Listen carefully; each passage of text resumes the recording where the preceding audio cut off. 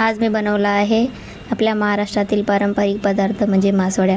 पूर्वीच्या काळी कोणी आलं गेलं किंवा काही कार्यक्रमाला देखील बऱ्याचदा मासवड्या हा पदार्थ पाहायला मिळायचा, पण अलीकडे मासवड्याची जागा बऱ्याच काही पदार्थांनी घेतली आहे।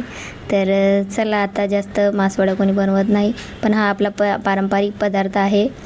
तर चला, अगदी सोपा तर नाही म्हणता येणार, पण थोडी मेहनत लागते यामध्ये, पण थोडासा वेळ खाऊ प्रोसेस आहे, पण खूप छान बनतात। तर चला आता सुरुवात करूया।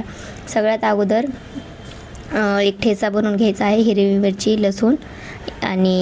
मिरची आणि लसूणचा, आणि त्यानंतर मग एक फोडणी टाकायची आहे। तेल टाकायचं, कढईमध्ये जिरं टाकायचं आणि जे आपला ठेचा केलेला आहे तो यामध्ये टाकायचा, आणि त्यानंतर छान याचं बेसन करून घ्यायचं हटून।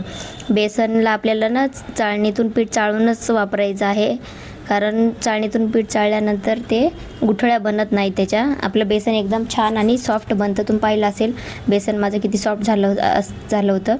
तर असंच आपल्याला बेसन बनवून घ्यायचं आहे, आणि याला थोडंसं बनवायला हाताला चटके घ्यावा लागतात, कारण हे बेसन गरम गरम आहे तोपर्यंतच याला थापावं लागतं। तर हे पहा, अगदी कढईतून काढूनच आपल्याला हे बेसन लवकरात लवकर थापून घ्यावं लागतं, कारण मग बेसन थंड झालं की सगळ्यांना माहिती आहे ते घट्ट होतं, आणि घट्ट झाल्यावर वडी चांगली थापली जात नाही किंवा मग वडी तुटते।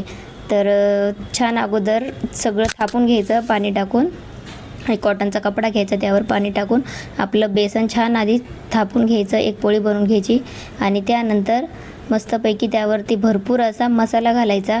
जर तुम्हाला हा मसाला कसा बनवायचा आहे याचा व्हिडिओ पाहायचा असेल तर मला कॉमेंटमध्ये नक्की कळवा। तर यामध्ये भरपूर सारा मसाला घालायचा आहे, आणि दोन्ही ह्याला रोल करत आणून एका जागेवर माशासारखं दोन्ही साईडनी प्रेस करायचं आहे।